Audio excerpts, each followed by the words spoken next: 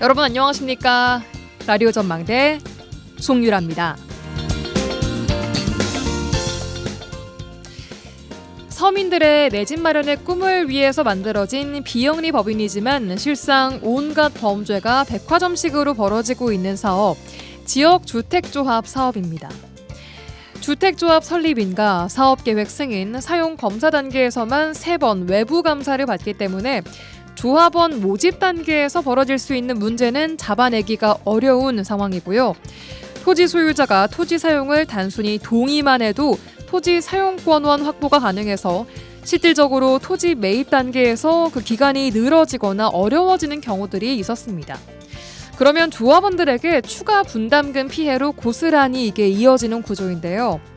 국민권익위원회가 이런 문제에 대해서 보완하는 내용을 국토부에 권고했습니다. 자, 우선 조합원 모집 신고 단계에서부터 각 사업 단계별로 회계 감사를 의무화하고 조합원이나 조합 가입 신청자의 5분의 1 이상이 요구하면 회계 감사를 하도록 했고요. 토지 매매 계약서를 확보하는 걸 의무화하도록 했습니다. 이제 국토부의 결정만이 좀 남아 있는데요. 여전히 구멍이 허술해서 조합 임원과 대행사가 마음만 먹으면 법망을 피해갈 수 있다는 점이 우려가 됩니다. 건설사가 가져가는 그 막대한 이익을 조금이라도 아껴서 합리적으로 내 집을 좀 가져보자 라는 게 서민들의 희망일 텐데요. 이런 희망을 속이고 빼돌리는 사람들 때문에 서민들의 희망이 절망으로 변하고 있는 것 같습니다. 누군가는 꿈을 꾸지만 그 꿈을 이용해서 한탕 해보자 하는 사람들이 계속 나오는 순간 부동산 문제는 여전히 우리나라에서 가장 풀기 어려운 난제로 남을 겁니다. 오늘 나전 법정 시간에 지역 주택조합의 문제들 여러 피해 사례를 중심으로 살펴보고요. 뉴스 브리핑 세상에 이런 일이까지 준비되어 있습니다. 잠시 후에 뵙죠.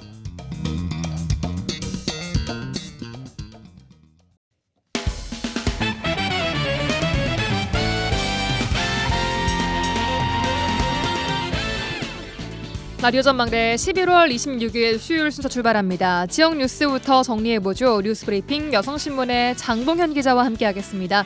연결되어 있습니다. 나와 계십니까? 네, 안녕하세요. 장봉현입니다. 네, 안녕하세요. 네, 첫 뉴스입니다. 자, 오늘 김정관 산업통상자원부 장관이 여수 국가산단을 찾았습니다. 이 자리에서 어떤 이야기가 나왔는지 좀 보니까 기한 연장이 없다. 기업들이 먼저 신속하게 사업 재편안 가지고 나와라 라고 거듭 압박을 좀 한 걸로 보여요.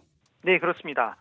정부 지원을 받기 위해선 다음 달 말까지 계획서를 반드시 제출하라는 사실상의 최후 통첩입니다. 네.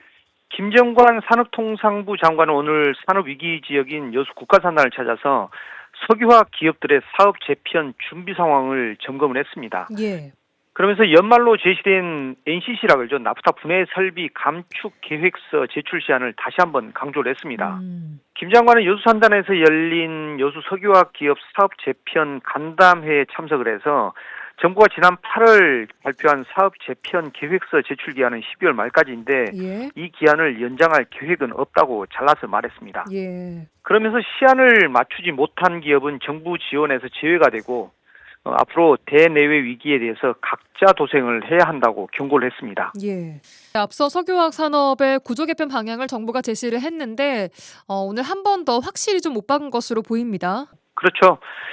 정부는 지난 8월 석유화학 산업 제도약 추진 방향을 발표하면서 구조 개편 방향과 지원 원칙을 제시를 했습니다. 그러면서 사업 재편 계획서 제출 시한을 연말로 못 박은 바가 있는데요. 예.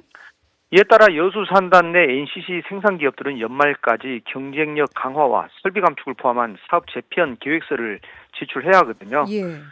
이번 간담회는 지난 9월 울산 간담회에 이어서 제출 시한을 한 달에 앞두고 여수 지역 기업들의 준비 상황을 점검하기 위해서 마련이 됐습니다. 네. 정부의 경쟁력 강화와 NCC 감축 계획서를 제출해야 하는 기업은 모두 6곳인데요. 여천 NCC, 롯데케미칼, LG화학, GS칼텍스, 한화솔루션, DL케미칼입니다. 예. 우리나라 에틸렌 생산의 상당 비중을 차지해서 사업 재편 대상의 핵심으로 꼽히는 업체들입니다. 네. 김 장관은 대산 산업단지가 사업 재편의 포문을 열었다면 여수는 그 흐름을 이어가는 중요한 시험대가 될 것이다. 제출 시한 준수가 정부 지원의 전제 조건이라고 재차 강조를 했습니다. 그렇군요. 자, 그럼 이들 기업들이 구조 개편 방안을 제시를 하게 되면 그 다음 일정은 어떻게 되는 건가요? 네, 정부는 연말까지 제출되는 사업 재편 계획서를 토대로 신속히 심의를 진행하고 계획의 구체성과 기업의 자구 노력 등을 종합평가합니다. 그래서 승인 시점과 연계한 정부 지원 방안도 발표할 예정인데요. 예. 조만간 화학산업 R&D 연구투자 투자 로드맵을 공개를 해서 고부가 전환 방향을 제시하고 사업 재편 이행 기업을 우선 지원한다는 방침입니다. 네. 김 장관은 LG화학 여수 공장을 방문해서 생산 안전관리 현황을 점검하고 선도 기업으로서 스페셜티 중심의 고부가 전환에 속도를 내달라, 협력업체를 포함해서 전 과정에서 안전을 최우선으로 해야 한다고 당부를 했습니다. 예. 이후에 율촌 산단의 석유화학, 철강 유지 보수 등 유관 기업들과 별도 간담회도 열었는데요. 예. 이들 기업들은 산업용 전기요금 인상 부담, 또 석유화학 특별법의 조속한 시행, 미국 투자 관련 비자 발급 지원, 해외 플랜트 수주를 했을 때 국책 보증 한도 등도 요청을 했는데요. 예.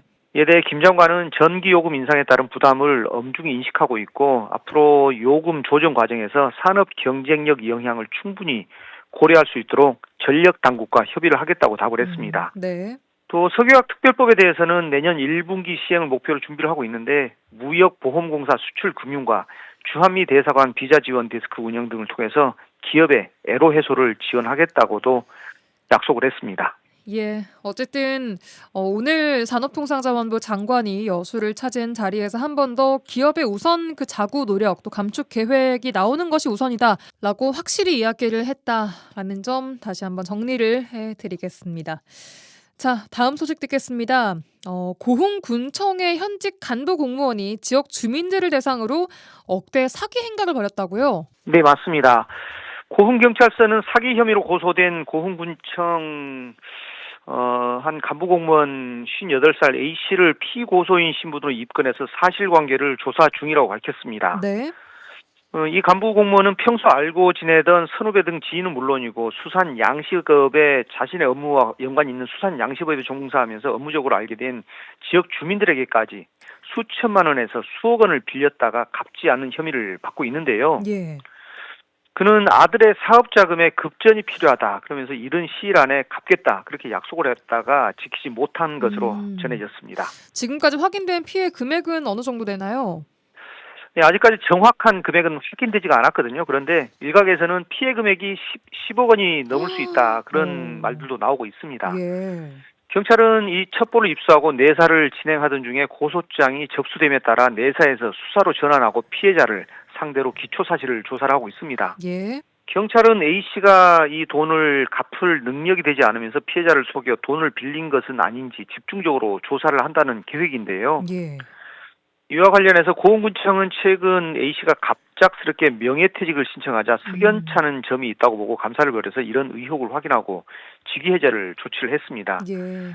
고흥군 관계자는 단순히 금전을 빌린 것이더라도 이해충돌방지법 위반 가능성이 있다. 그러면서 전수조사를 검토하겠다고 말했습니다. 예, 알겠습니다. 마지막 소식 듣겠습니다. 순천시가 기간제 노동자를 채용하면서 퇴직 공무원들을 부당 채용한 것으로 확인됐다고 하죠. 이건 어떤 내용입니까? 네, 감사원은 이 같은 결과가 담긴 감찰 정보 등 공직 비리 점검 감사 보고서를 공개를 했습니다. 네.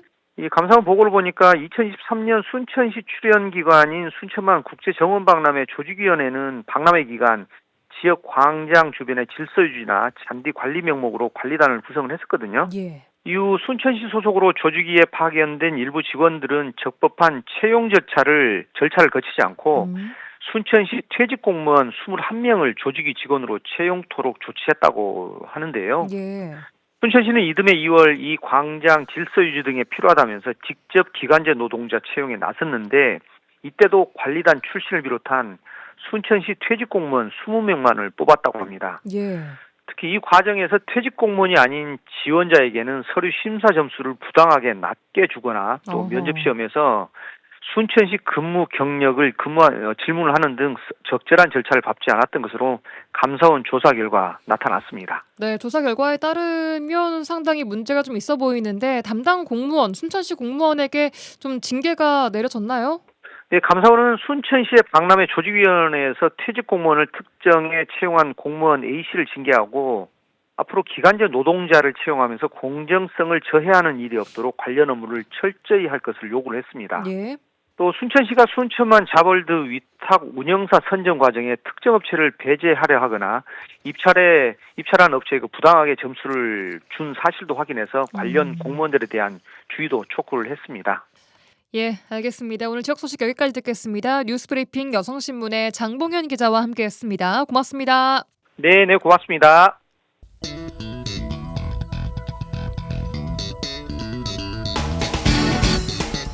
내 생각만 옳은 것은 아니다. 이런 주장도 있다. 이슈를 달아보는 눈을 키워드립니다. 라디오 전망대 라전 법정 시간입니다. 오늘도 두 분과 함께하겠습니다. 이결아 송하진 변호사 어서 오십시오. 네, 안녕하십니까. 예, 안녕하세요. 반갑습니다. 한 주간 잘 보내셨습니까? 송 변호사님께서는 약간 헤어스타일이 조금 더 약간 탄력이 생긴 것 같아요. 네, 가을을 맞이해서 가을이요? 예. 가을이 많이 가고 있는 것 같은데. 예, 가을을 맞습니다. 보내면서 아니, 가을을 보내면서 좀 아쉬운 마음을. 볶아봤는데 평소보다 좀 더 빠글하게 나와가지고 이 시간이 빨리 지나가기만을 기다리고 있습니다. 이게 원래 그 헤어 펌이라는 게 시간이 좀 그러니까 일주일 후 정도가 제일 예쁘지 않나요? 하고? 그렇습니다. 네, 지금 그럼 다음 주는 좀 기대해도 될까요? 다음 주나 다다음 주 정도의 절정에 이를 것으로 생각이 되는데 지금 현재는 단풍인가요? 좀 살짝 좀 부자연스러운 모습이. 예. 네. 이결아 변호사님 한 주간 잘 보내셨습니까? 아, 네. 이제 11월의 마지막이잖아요. 그래서 아쉬운 마음과 예. 또 기쁜 마음? 그런 복합적인 마음으로 약간 그래도 약간 우수에 찬 눈빛이 오늘 그러게 오늘 유독 눈물 콧물이 다 차는 날이네. 감기 네. 기운이 있어서 그래요? 그러니까요. 그러니까요. 목소리가 좀 이상하다고 느끼셔도 좀 이해해 주세요. 전혀요. 네. 이상하지 않고 오히려 감사합니다. 분위기가 한층 더 가미된 가을 음색에 그러게요, 한결 짙어진. 여러분 좋게 생각하면 다 좋게 들려요. 네. 그럼요. 자, 오늘도 두 분과 함께 시작해 보도록 하겠습니다. 자, 화제의 판결부터 만나보도록 하죠. 어떤 판결 가지고 오셨습니까?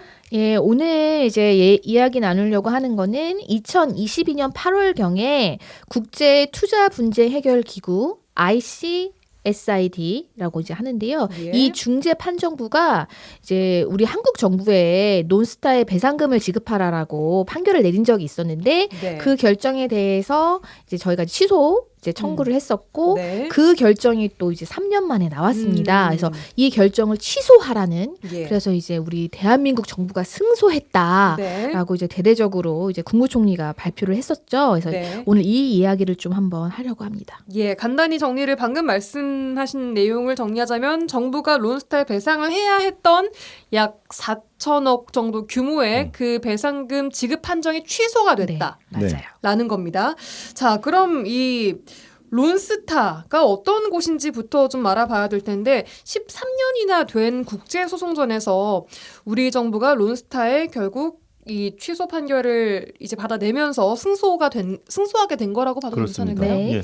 이 론스타 어떤 곳입니까? 일단 론스타는 1995년에 설립된 사모펀드예요. 미국 기업입니다. 그러니까 미국의 사모펀드인데 주로 부실채권 인수를 하거나 아니면 부동산 투자 중심의 구조 조정형 전략을 주로 사용하는 조직입니다. 그리고 예. 한국 시장에는 1998년 외환위기 때 예. 이때 진출을 한 거죠. 예. 이 론스타라는 곳이 그럼 외환위기 직후에 사모펀드 론스타가 우리나라와 일본의 부실 채권을 좀 사들였다고 들었습니다. 당시에 우리나라에서는 외환은행을 사들였고 이걸 되팔면서 뭐 일명 먹튀 논란이 좀 있었습니다. 맞아요. 이건 어떻게 된 건가요? 이제 논스타가 초기에 이제 한국의 시장에 진출했을 때는 그 한국자산관리공사 캠코 있잖아요. 예. 거기서부터 이제 부실 채권을 매입하는 방식으로 초기 투자를 시작했는데 네. 2003년경에 이제 외환은행이 이제 부실해지면서 그 외환은행 지분을 약 1조 3,800억 원에 당시로 이제 헐값이라고 해요. 왜냐하면 그때 외환은행의 자산 가치가 한 60 몇 조 정도로 평가가 되던 시절이기 때문에 네. 어쨌든 헐값에 인수를 하고 네. 이제 뭐 불과 한 3년 후부터 매각을 시도해요. 네. 그러다 결국에는 2012년에 하나금융지주에 약 4조 6천억 원의 매각을 해서 네. 한 시세 차익 한 3조 원 정도를 이제 얻고 한국 시장에 철수를 합니다. 그래서 네. 이제 국내 여론에서 이제 먹튀 아니냐라는 이제 비판을 받았죠. 예. 그럼 이게 국제적인 소송전으로까지 이어진 건 어떤 이유 그 때문이었습니까? 이유를 설명드릴게요. 방금 제가 론스타가 외환은행 지분을 1조 3,800억에 사서 예. 3조 원의 차익을 남기고 몇 년 뒤에 예. 팔고 빠졌다고 했잖아요. 예. 그럼 굉장히 많이 남긴 거지 않습니까? 근데 이 소송전으로 이어진 이유는 네. 이렇게 막대한 이익을 남겼음에도 불구하고 2012년에 한국 정부의 부당한 조치 때문에 매각이 지연됐고 더 낮은 가격에 매각할 수밖에 없었다. 한국 정부가 이렇게 끼어들지 않았다라면, 제재를 하지 않았다라면 우리가 5조 정도는 더 벌 수 있었을 텐데 한국 정부가 부당하게 그 제재를 가하는 바람에 5조 원 정도의 손실을 입었다. 그러니까 더 벌 수 있었는데 너희 때문에 못 벌었어라고 해서 지금 소송전이 벌어진 겁니다. 그러니까 그 한국 정부를 상대로 네. 손해배상 청구를 한 거예요. 맞아요. 일종의 오히려. 그렇죠. 이제 그 청구 부분에는 네. 원래는 HSBC에 매각을 하려고 했었어요. 네. 근데 이제는 결국에는 하나금융지주에 매각을 했잖아요. 네. 그러니까 우리가 만약에 HSBC에 원래대로 매각을 했더라면 더 얻을 수 있었던 차익과 네. 그다음에 이제는 어쨌든 하나금융지주에 매각을 하면서 또 조세 부분이 발생을 했거든요. 그러니까 네. 그 부분, 그 뭐 금융 부분과 조세 부분에 대해서 모두 이제 이 소송을 제기를 한 겁니다. 아하, 알겠습니다. 자, 그럼 이 국제 투자 분쟁 해결 기구, 이 기구에게 요거를 소송을 제기를 맞아요. 하게 된 거잖아요. 네, 맞아요. 이 기구는 또 어떤 기구인지 보겠습니다. 영어로 줄여서 ICSID라는 기구입니다. 네, 이 기구는 이해를 이제 쉽게 이해하자면 국제 투자로부터 발생한 여러 가지 분쟁을 해결할 목적으로 1966년 세계은행 산하에 설립된 중재 기관으로 이해를 하시면 되는데 자 이제 논스타가 2012년 경에 한국 정부를 상대로 제기한 거는 예. 어떤 거였냐면 투자자 국가 분쟁 해결 조항이라는 게 있어요. 이게 뭐냐면 예. 외국의 투자자가 상대방 국가의 법령이나 정책 등으로 인해서 어떤 이익을 침해당했을 때 이 네. 투자자에게 국제법에 따라서 그 국가를 상대로 ICSID 등 같은 이런 국제 중재 기구에 중재를 신청할 수 있는 권리가 있거든요. 이런 권리를 부여하는 규정이 있어요. 그래서 예. 이 규정에 따라서 이제 논스타는 ICSID라는 기관을 통해서 네. 우리가 이러한 침해를 당했으니까 이걸 중재해 달라라는 이제 청구를 했던 거죠. 그래서 그 알겠습니다. 결과가 10년 만에 나온 거죠. 그래요. 예. 그 10년 만에 나온 결과를 보기 전에 네. 일단 이 ICSD는 이 법원처럼 뭐 3심 제도가 아니라 단심제라고 들었어요. 네. 맞습니까? 우선 ICSID 중재 판정부는 3명의 중재인으로 구성이 되는데 예. 뭐 각 당사국이 한 명씩을 추천을 하고 나머지 한 명은 협의로 선임이 됩니다. 예. 그리고 이 3명의 중재인이 합의해서 판정을 내리고 다수결로 하는데 말씀하신 것처럼 단심제예요. 그래서 한번 결정을 내리면 그걸로 끝인데 네. 다만 이것이 바로 또 끝이 아니라 예. 판정이 나오고 나서 120일 이내에 당사자가 취소 청구를 할 수 있어요. 어떻게 보면은 그래서 단심제라고 하지만 2번 판정을 받을 수 있는 기회가 있는 거죠. 그렇죠. 그러니까 정리를 하자면은 론스타가 제기한 소송에 대해서 10년 만에 판정을 내렸고 그 판정에 대해서 우리나라가 판정 취소 신청을 한번 냈던 겁니다. 자, 일단 첫 번째 애초에 제일 처음 그 10년 만에 나왔다는 그 ICSID의 판정은 어떻게 나왔습니까? 이거는 2022년 8월 31일에 나왔는데요. 이제 청구 아까 금액이 뭐 5조다, 6조다까지 예. 얘기가 나오잖아요. 그 금액이 약 4.6% 해가지고 한 2,925억이고 여기에 뭐 이제 지연이자까지 합치면 뭐 4천억이 넘죠. 예. 이거를 이제 이제 우리가 한국 정부가 논스타에 이제 지급을 해야 된다라고 네. 이제 그 판정이 나왔었죠. 예. 자, 그런데 그 다음에 나온 결과가 한국 정부의 손을 들어줬다라는 네, 맞습니다. 거죠. 그렇습니다. 우리 정부의 취소 신청을 좀 받아들인 취지는 뭐였습니까? 이 ICSID라는 기관이 기구가. 이게 이제 중요한 게 이제 가장 이제 우리 정부가 발표한 게 적법 절차 원칙을 위반했다. 이 결정에 그 원심 판정에 이게 무슨 말이냐면 일단 그 이제 2022년에 우리한테 배상 책임이 있다. 일부라도 있다라고 인정했을 때 그 주요 근거가 뭐였냐면 예. 그때 이제 당시에 이제 하나금융지주하고 논스타 간에 또 이제 국제 상사 중재 판정이 있었어요. 이제 그 논스타가 하나금융지주에 팔고 갔잖아요. 근데 예. 그 이후에 이제 둘 사이에 문제가 있었는데 그 원심 판정은 이 별건의 하나금융지주와 논스타 간 상사중재 판정문을 주요 증거로 원용을 해서 네. 한국 정부에게도 일정 부분 책임이 있다고 본 거예요. 네. 근데 이제 취소 이 청구해서 우리 정부는 이 소송에 이 별건의 소송에 우리 정부는 당사자로 참여도 하지 않았는데 이 판정문을 근거로 우리에게 어떤 책임을 인정한 것은 적법 예. 절차, 국제법에서 인정한 적법 절차 원칙을 위반한 것이다라고 이걸 이제 주요 근거로 삼았고 예. 이제 그러한 주장들이 받아들여진 것이죠. 그렇습니다. 자, 그래서 결론적으로 이제 이번 최종 승소로 한국 정부는 약 4천억 원의 국고가 나갈 뻔했는데 이 유출을 좀 막게 됐습니다. 자, 그럼 이건 이제 결정이 확실히 된 겁니까? 끝난 겁니까? 아니요, 논스타가 할 수는 있어요. 또? 또 할 수는 있는데 한 번밖에 못 하는 거 아니에요? 취소 근데 신청. 그 단심제가 이제 그런 의미는 아니고 이거에 대해서 다시 뭐 이제 중재 판정 이제 신청할 수는 있는데 예. 이제 거의 가능성은 없다고 보는 것이죠. 그래서 이제 그런 무모한 결정을 또 하겠는가 예. 이제 그런 왜 시각이 맞는 것 그러냐면 같아요. 소송 비용이라든지 이런 것들이 천문학적인 비용이 그래요. 발생하거든요. 그래서 좀 부담이 있죠, 사실은. 알겠습니다. 자, 오늘 화제의 판결 논스타와의 국제소송전에서 우리 정부가 승소를 했다는 소식을 좀 정리를 한번 해봤습니다. 좀 복잡하긴 한데 그래도 우리 그 국고에 엄청난 금액이 그렇죠. 빠져나갈 뻔했던 것을 좀 막았다는 것에서는 좀 의미가 있는 굉장히 의미가 있는 거죠. 판결인 것 같습니다. 예. 그런 일당들에게 세금이 또 그만큼 빠져나갈 뻔한 그러니까요. 것이 이제 취소가 됐다라는 굉장히 큰 의미가 있는 판결입니다. 알겠습니다. 자, 여기까지 화제의 판결 정리를 해보도록 하고요. 광고 듣고 와서 이어가도록 하죠. MBC 라디오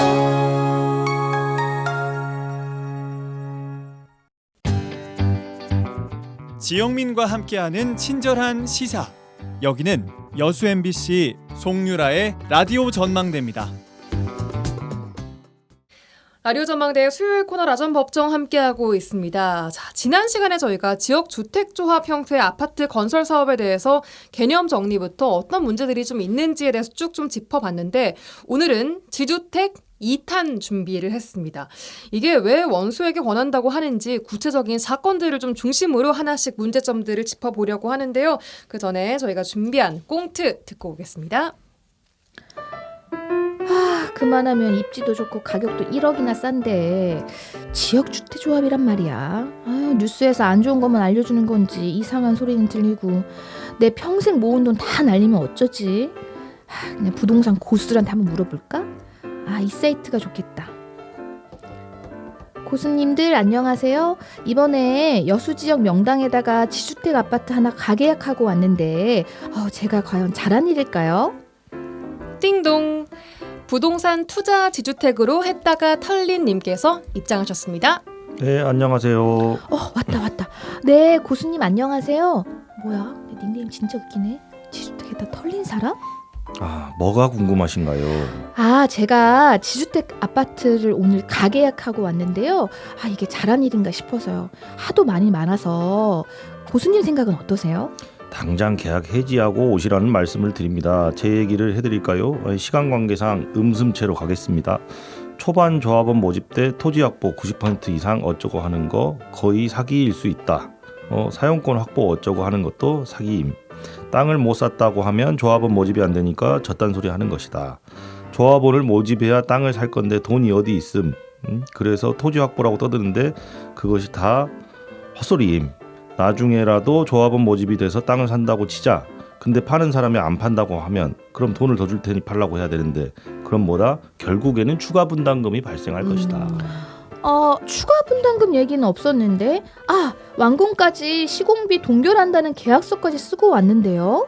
경험자로서 그 계약서 효력이 없다는 것에 내 손가락을 검. 추가 분담금 내야 되는데 못 내는 조합원들이 나오고 대출이 되네 안 되네 조합원들끼리 싸움이 나고 그러다 공사기간 길어지면 인건비 공사비 올라가 그 돈 결국 누가 내겠습니까? 조합원들이 추가 분담금으로 조달해야 됩니다. 지주택 아파트라고 다 그렇지는 않지만 잘 살펴보고 해야 함. 진짜 아무것도 모르고 덜컥 가계약부터 했네요. 좀 더 알아보고 해야겠어요. 계약비는 돌려받을 수 있을까요? 네, 두 분의 또 열공트 듣고 왔습니다.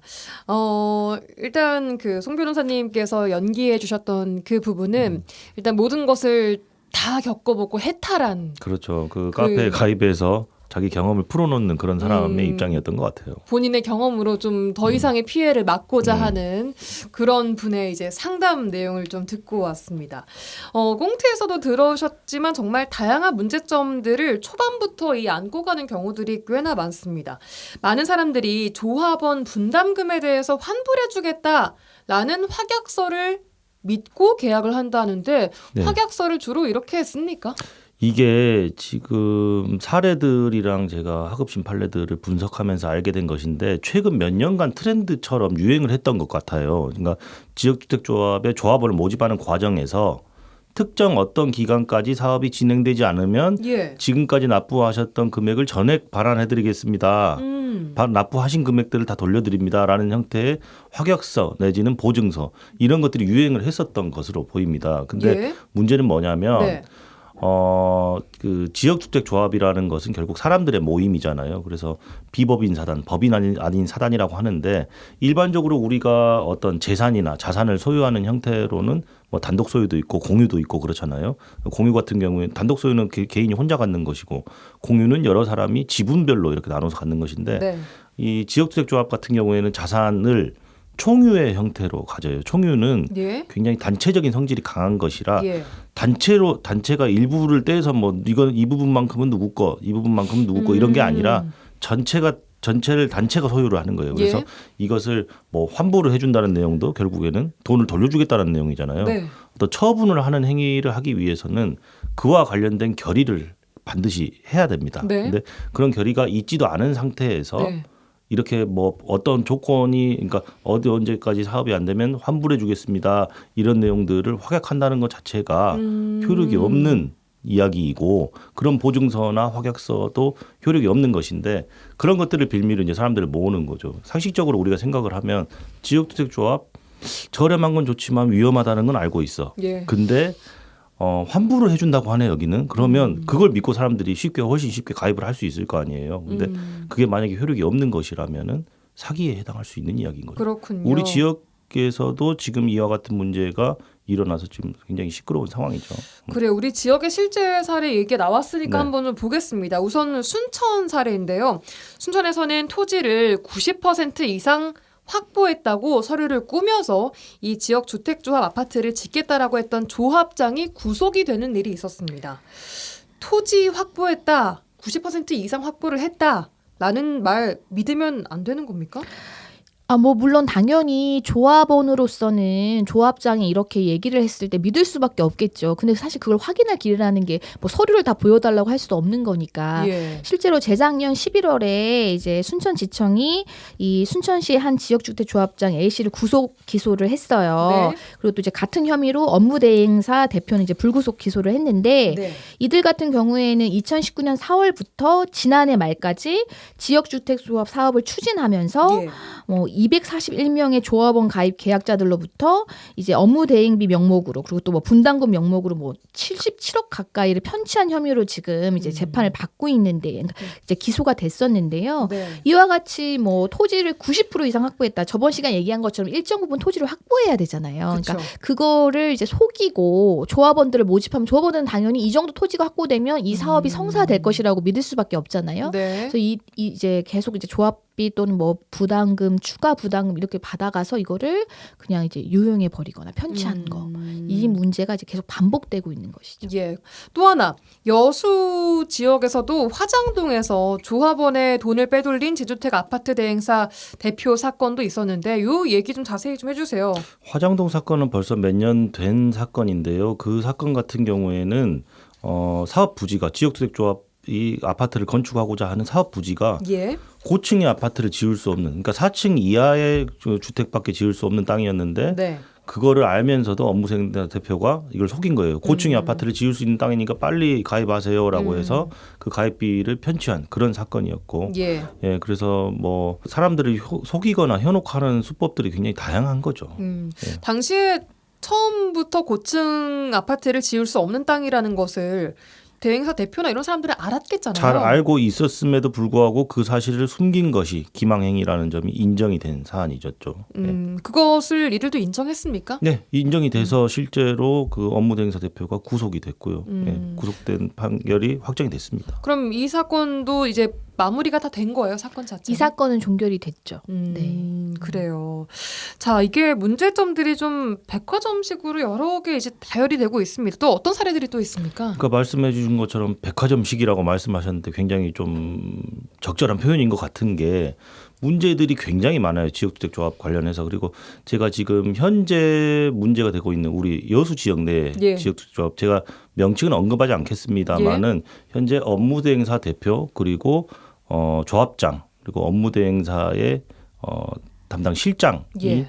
지금 기소가 되어 있는 사건들을 보면 그 내용이 정말 좀 백화점식인데 이거는 그 화장동하고 다른 겁니까? 그렇죠. 다른 동입니다. 예. 예, 여수 지역인데 예. 그 내용을 보면은 업무 대행비 조합이 업무를 추진하는 업무 대행사에 대행비를 지급을 해야 되는데 예.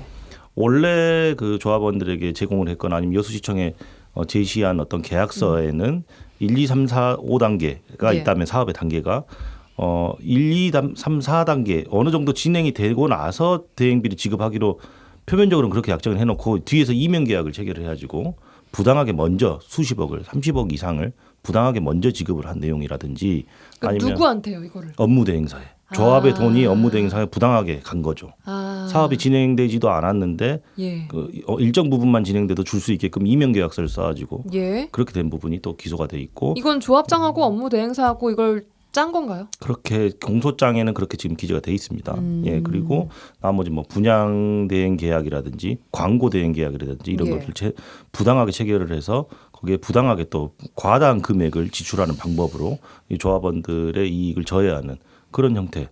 그리고 뭐 또 조합의 실장이라는 사람은 예. 허위 매물, 존재하지도 않는 매물들에 대해서 프리미엄을 받고 조합원들에게 이걸 팔아서 자기 개인적으로 그 이익을 아하. 챙긴 그런 혐의들. 그러니까 굉장히 백화점식으로 불법적인 어떤 사례들은 굉장히 다양한데 이번 우리 지역에서 일어난 일 같은 경우에는 네. 그런 모든 일들이 한 건에 한 개의 지역주택조합에서 동시다발적으로 일어나가지고 공소장이 거의 20페이지에 가까이 그러니까 잘못된 일들이 그렇게 적시가 돼 있는 그런 상황이에요.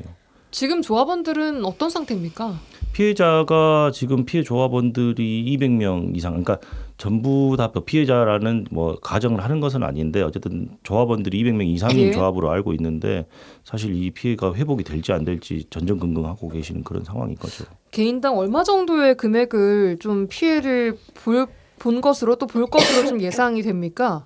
1회당 4,500만 원씩 그 분담금을 받았다고 해요. 근데 예. 지금 내용을 보면 2회까지 납부를 하신 분들, 그러니까 9천만 원을 납부하신 분들이 제일 많고 예. 3회까지 납부를 해서 1억 3,500만 원 납부하신 분도 계시고 뭐 그중에는 4,500만 원 1회만 납부하신 분도 계시고 그런데 9천만 원 정도의 피해를 보신 분들이 제일 많은 것 같습니다. 그러면 조합원들이 지금까지 조합에 지출한 비용 전액이 다 사기 피해액이라고 가정을 한다면 200억이 넘을 수 있겠더라고요. 계산을 해보니까.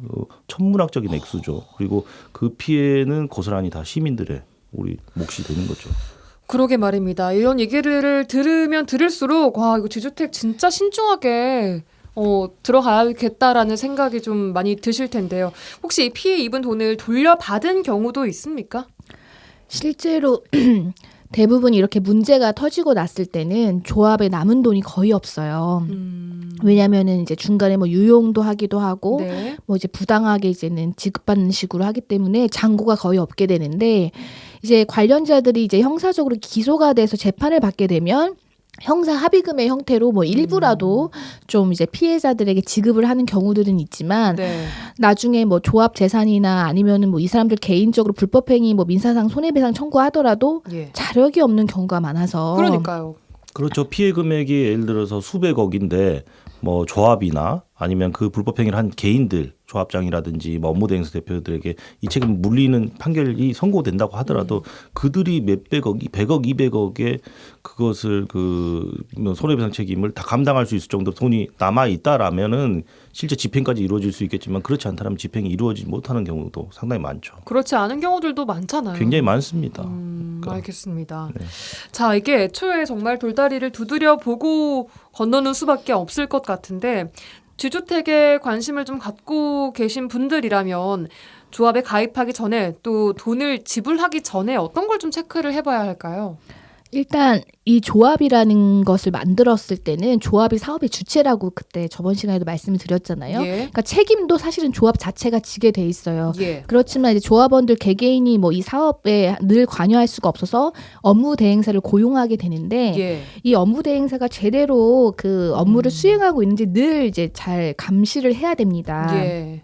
그리고 본인이 조합에 가입을 할 때 이 업무 대행 계약이 어떠한 형태로 체결되어 있는지를 반드시 검토를 해가지고 어떠한 경우에 조합이 업무 대행사의 수수료 같은 걸 지급하게 되어 있는지 그런 부분들이 혹시 조합과의 이익과 충돌될 수 있게 조항이 되어 있는지 왜냐하면 네. 이 도덕적 해이가 발생할 수 있거든요. 업무 대행사에 자기들의 이익과 조합의 이익이 맞지 않은 경우에는 그냥 일을 잘 하지 않는다거나 하는 경우 그다음에 이제 추가 분담금 문제가 늘 생기는데 아까 이제 그 꽁트에서도 말했지만 이제 조합에 어떤 돈이 부족하면 조합원들이 그걸 책임을 지는 수밖에 없어요. 그러니까 이 추가 분담금의 문제가 항상 있다라는 거. 그다음에 이제 이 조합이 성공하는 경우도 물론 있습니다. 네. 하지만 이제 높은 위험성을 가지고 있기 때문에 본인이 만약에 이 조합원이 되고자 한다면 그냥 나 언젠가 뭐 몇 년 뒤면은 나 아파트 생기겠지 이런 아니란 마음이 아니라 늘 내 돈이 어떻게 집행되고 제대로 쓰이고 있는지를 감시를 하셔야 돼요. 그래서 그렇게 하면 이제 성공적인 조합으로 이제 아파트가 생길 수가 있겠죠. 그래요. 아까 처음에 얘기했던 그 완공까지 뭐 시공비를 동결하겠다 이런 계약서 혹은 중간에 이게 조합원 분담금에 대해서 환불해주겠다 이런 확약서는 되도록이면 이것을 맹신해서는 또 안 되겠잖아요. 당연히 맹신하시면 안 되고 네. 그리고 대부분 깨알 같은 글씨로 추가 분담금이 발생할 여지가 있습니다. 이런 문구들이 다 기재가 되어 있는 경우가 많고 환불한다라는 내용의 뭐 확약서, 보증서 이런 것도 굉장히 주의를 기울이셔야 돼요. 무효인 경우가 대부분이었습니다. 현재까지. 예. 그리고 이게 뭐 계약하실 때 정말 본인이 잘 모르겠다라고 하시면 전문가의 자문을 좀 그렇습니다. 구해보는 것도 방법 아니겠습니까? 그렇죠. 예, 이거에 대해서 어떤 계약상에 문제가 있는지를 꼼꼼하게 확인을 하고 신중에 신중을 더 기해서 이 지역 주택 조합 하셔야겠습니다. 그래요. 뭐다 그런 것은 아니겠지만 이런 경우들이 네. 많기 때문에 저희가 또 그렇습니다. 주의를 드리는 바라는 점 참고로 말씀드리겠습니다. 여기까지 듣겠습니다. 오늘도 이결아 송하진 변호사 두 분과 함께했습니다. 오늘 말씀 고맙습니다. 네, 감사합니다. 감사합니다.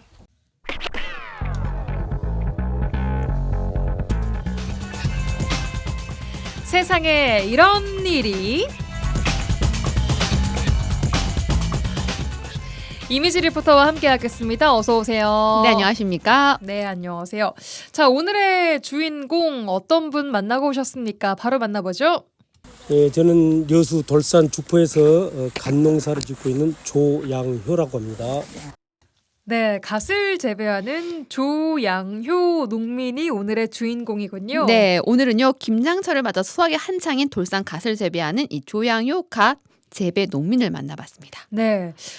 지금 뭐 겨울 11월 말이라고 하지만 날씨가 좀 온화한 편인 것 같아요. 맞아요. 그래서 아직까지 본격적인 김장철은 아닌 것 같긴 한데 그런데 경기도나 강원도에서는 11월 중순부터 김장을 좀 하기 시작한 곳들도 있다고 하죠. 네, 맞아요. 그래서요 이 여수 돌산갓도요 수도권의 김장 시기에 맞춰서 지난 2주 전부터 이 돌산갓 출하가 본격적으로 시작이 됐습니다. 예. 그런데요 이 돌산갓은요 출하 시기가 따로 정해지진 않았어요. 이맘때쯤 늘 하는 거 아니에요? 김장철 맞춰서? 이 돌산갓은 1년 내내 재배가 가능해요. 그래서 많게는 뭐 1년에 5번 재배하는 경우도 있다고 해요. 이 뭐 계절을 잘 안 타는 거예요? 네, 맞아요. 1년 내내 다 가능한데 예. 이 찬바람이 부는 지금이 가장 맛이 좋을 때라서 출하 시기라고 얘기를 한다고 합니다. 예. 근데 지금 가장 바쁜 시기이기도 하고요. 갓은 1년에 많으면 5, 6번까지 재배가 가능한 작물이기 때문에 꾸준히 소모는 되고 있다 보니 갓 재배는 할 만합니다. 여기는 일반 그 소소한 그 식당을 비롯해 가지고 그 김치 공장까지 하면은 여기 지금 공장 여기 그렇죠. 우리가 식당 때 이런 데가 적게는 10개에서부터 20여 개 이런 것들까지 저 납품처의 수량만 약간 많고 적고의 차이지 작업은 1년 360일 거의 합니다. 가시 있으면 계속 합니다. 가시 없으면 쉬고. 저 밑에 저것도 더 다음 작업 저거 요 밑에 요거 망에다 덮어져 있는 거. 저거는 요거보다 키가 더 커요. 피클용 굵어야 되기 때문에 저거는 피클용으로 남기는 거예요. 저거는 해풍, 요거는 대교. 1년 내내 이렇게 갓이 난다는 거 저 처음 알았네요. 네, 품종이 되게 많아요. 지금 뭐 늦동이도 있고요, 순동이도 있고요. 그게 갓 이름인 네, 거예요? 짱돌이도 있어요. 별칭이 아니라? 아니에요. 그리고 요즘 가장 많이 나는 게 대교라고 해서 대교 품종이 있어요. 이름이 굉장히 많아요. 뭐 알싸미, 매코미, 그 자라미, 뭐 그냥 눈으로 보고 있는 관상용 꽃돌이가 관상용이고요. 꽃돌이. 네. 오, 신기하네요. 지금 오늘 현장 다녀오셨는데 수확이 한창이었겠어요? 네, 그 갓이 심어지는 밤마다요. 갓이 정말 빼곡하게 심어져 있어요.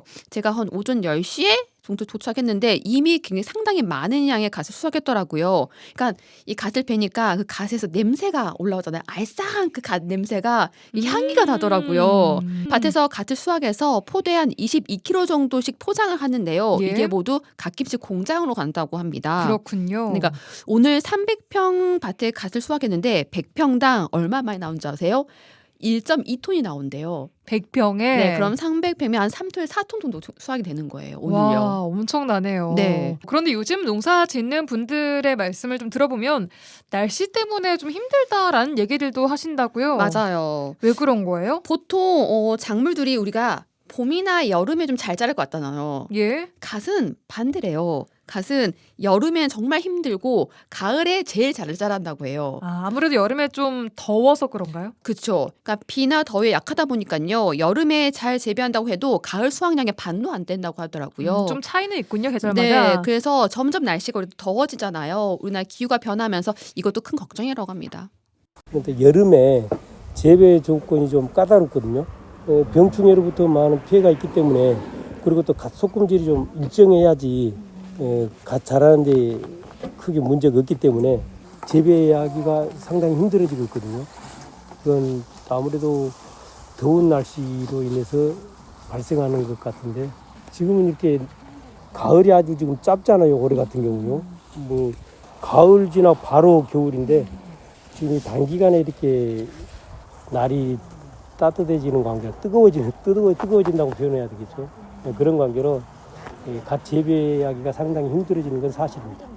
네, 저도 옛날에 한번 방송 촬영을 하러 갓밭에 수확 맞아요. 현장에 나갔던 적이 바람 있어요. 불던 갓밭을 예, 기억합니다. 딱 이맘때였던 것 같은데 네. 몇 년 전에 갓 수확 현장에 저 되게 놀랐던 게 정말 많은 분들이 쪼그리 입고 앉아서 동시다발적으로 갓을 싹 베는데 이게 뭐 어떠한 기계의 도움 이런 걸 안 받으시고 그냥 손으로 다 하시더라고요. 네, 갓 수확할 때는 100% 수작업입니다. 근데 문제는 고령화예요. 오늘 작업하는 밭도요. 대여섯 명의 어르신들이 나와서 수확하고 계셨어요. 근데 이런 게 가장 힘들다고 또 얘기를 합니다. 그 당시에도 굉장히 고령의 마을 주민분들이 일손을 도와주셨던 것으로 네. 기억을 합니다.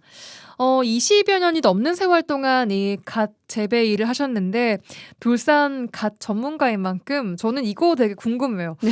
어떤 갓이 좀 맛있는 갓인지 잘 골라야 하는지 이런 갓의 것들. 가장 중요한 길이라고 해요.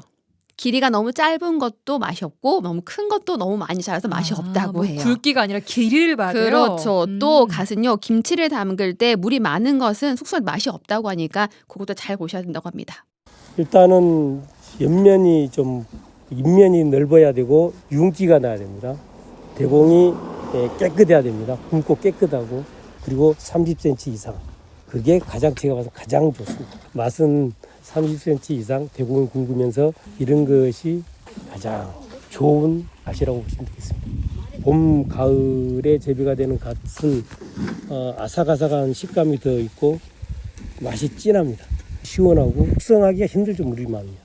근데 갓은 숙성을 시켜야 제맛 맛이 더 난다 하잖아요. 네, 돌산 갓을 재배하는 일을 하시는 만큼 갓 중에는 또 전국 최고 아니겠습니까? 그렇죠. 네.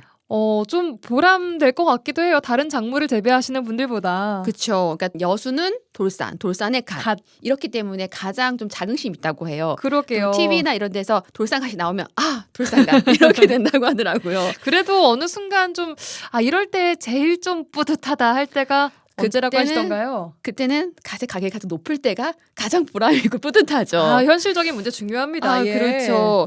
또 짧은 기간 키운 갓이지만요. 잘 자라준 자식 같은 마음이 있다고 해요. 자식이 아프지 않고 잘 자라주면 고마운 게 부모 마음이라고 하잖아요. 네. 딱 수확 시기에 딱 그런 마음이 든다고 합니다.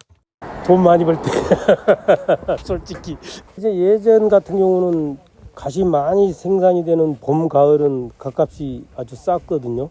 5년 전만 해도 그때는 이 한 보자기에 10,000원씩밖에 안 했어요. 지금은 최하가 15,000원 정도? 지금 그렇게 유지가 되는 걸로 알고 있어요. 지금은 2만 원.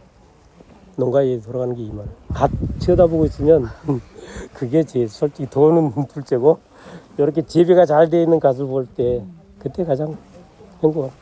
일단 수확을 한다는 기쁨 뭐 여기에 있기 때문에 이제 그동안에 한 재배를 하는 기간의 그 고생 여기에 이제 싹 그때 그 순간 이제 사라지죠. 힘이 들긴 한데 마음은 아주 편안합니다. 좀 지금 현재는 이제 선택한 일이 농사이고 갓농사를 짓는 일이다 보니 닿는 데까지는 갓농사를 지어야 되지 않겠습니까? 좀 많이 찾아주시고 그리고 누구나에게 또 야, 이웃은 돌사하는 것 빼놓을 수 없잖아요. 예, 여러분의 밥상에 한 캔에 올라가는 알싸한 갓김치 한 접시에는요. 이 조양호 농민처럼 자식처럼 갓을 길러내는 부모의 마음이 담겨 있습니다. 네, 이제 수확이 한창인 알싸한 향이 퍼져가는 갓 재배 현장을 다녀오셨습니다. 이미지 리포터와 함께했습니다. 고맙습니다. 네, 감사합니다. 라디오 전망대가 11월 26일 수요일에 준비한 내용은 여기까지입니다. 저는 내일 돌아오겠습니다. 구성 이선화, 연출 송유라였습니다. 고맙습니다.